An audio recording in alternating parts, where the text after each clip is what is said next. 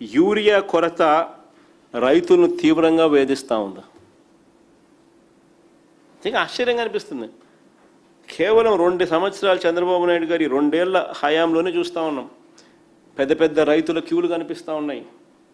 Urea దొరక్క రైతులు ఇబ్బందులు పడుతూ ఉన్న పరిస్థితులు కనిపిస్తూ ఉన్నాయి. యూరియా రైతులు బ్లాక్లో కొనుక్కుంటా ఉన్న పరిస్థితులు ఈ చంద్రబాబు నాయుడు గారి హయాంలో మాత్రమే కనిపిస్తూ ఉన్నాయి. మా ప్రభుత్వ హయాంలో 5 ఏళ్ళు ఒక్క రైతు కూడా నాకు యూరియా దొరకడం లేదని కానీ, బ్లాక్లో కొన్నట్టుగా కానీ, లైన్లలో నిలబడ్డం కానీ ఎక్కడ జరిగిందని అడుగుతా ఉన్నా. 5 సంవత్సరాల మా పాలనలో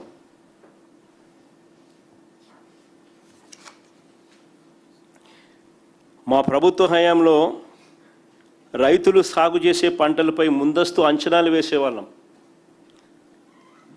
ప్రతి గ్రామ సచివాలయం ఒక యూనిట్గా అంచనాలు వేసేవాళ్ళం. ప్రతి ఆర్బీకే యూనిట్ పరిధి ఒక యూనిట్గా అంచనాలు వేసేవాళ్ళం.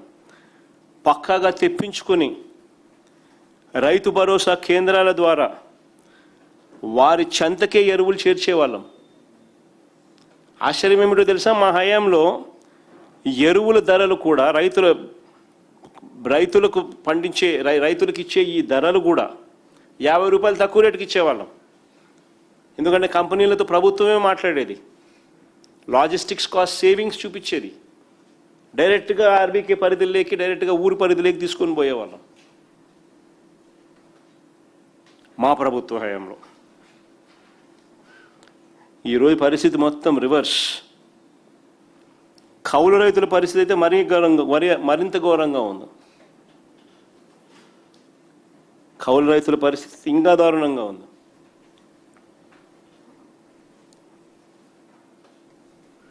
దీనికి చంద్రబాబు చెప్పే కారణం ఏమిటో తెలుసా? భలే విచిత్రమైన కారణం చెప్తాడు. ఏం చెప్తాడో తెలుసా కారణం? యూరియా అతిగా వాడుతున్నారంట, క్యాన్సర్ వస్తుందంట.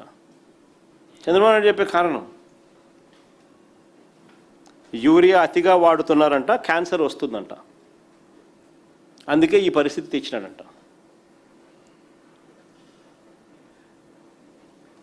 నిజంగా చంద్రబాబు నాయుడు గారిని అడుగుతా ఉన్నా, అయ్యా రైతుకు తెలియదా చంద్రబాబు గారు, ఏ పంటకు ఎంత యూరియా వేయాలనో రైతుకు తెలియదా అని అడుగుతా ఉన్నా.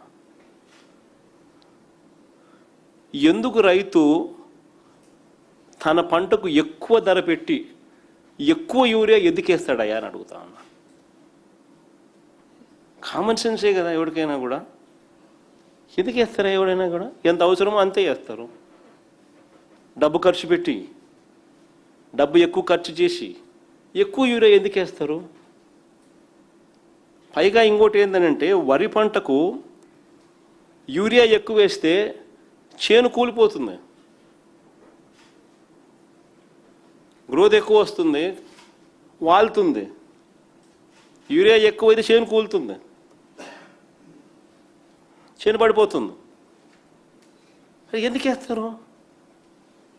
ఈయన చెప్పాలేమో రైతుకి ఎంత వేయాలా అలా తెలియదు అన్నట్టుగా. అసలు చంద్రబాబు ఫస్ట్ ఆఫ్ ఆల్ ఏంటంటే, చంద్రబాబు నాయుడుకి తెలియదు ఫస్ట్ ఎంత యూరియా వేయాలో అని. ఫస్ట్ ఆయన తెలుసుకోవాలి, అప్పుడు ఎస్టిమేట్లు కరెక్ట్గా వస్తాయి. ప్రతి గ్రామ సచివాలయంలో ఎన్ని ఎకరాలు వేస్తూ ఉన్నారు, ఏ పంటలు వేస్తూ ఉన్నారు, ఈ క్రాప్ ఏంది,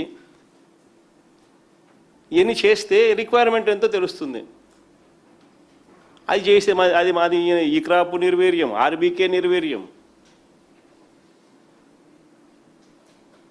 ఎంత యూరియా వేయాలో ఈయనకు తెలిసి వస్తే కదా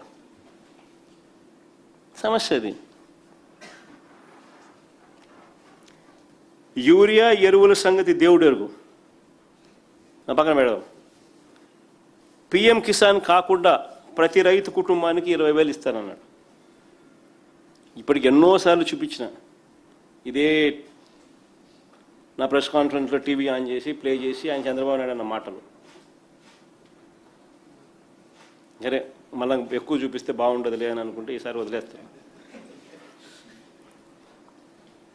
పిఎం కిసాన్ కాకుండా ప్రతి రైతు కుటుంబానికి ఏడాదికి 20,000 ఇస్తానన్నాడు. 3 ఏళ్ళు 60,000 ఇవ్వాల పిఎం కిసాన్ కాక. ఇచ్చింది ఎంత? 19,000. ఇంకా రైతు అనేవాడు ఏ రకంగా బాగుపడగలుగుతాడు? చంద్రబాబు నాయుడు హయాంలో 3,500 కోట్ల పంటల బీమా కింద ఇవ్వాల్సిన డబ్బులు ఎగరగొట్టినాడు. పంటల బీమా కింద ప్రభుత్వం కట్టాల్సిన వాటా కట్టకపోవడం వల్ల 3,500 కోట్లు రైతులకు ఇన్సూరెన్స్ కంపెనీలు డబ్బులు ఇవ్వాల.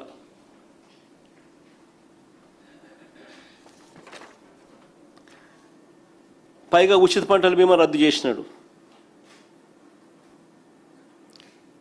ఏ సీజన్లో నష్టం జరిగితే ఆ సీజన్ ముగిసేలోగానే ఇచ్చే ఇన్పుట్ సబ్సిడీని ఇచ్చే కార్యక్రమానికి మంగళం పాడేసినాడు.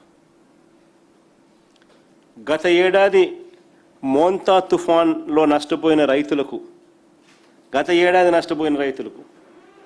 ఇప్పటిదాకా ₹1 కూడా ఇలా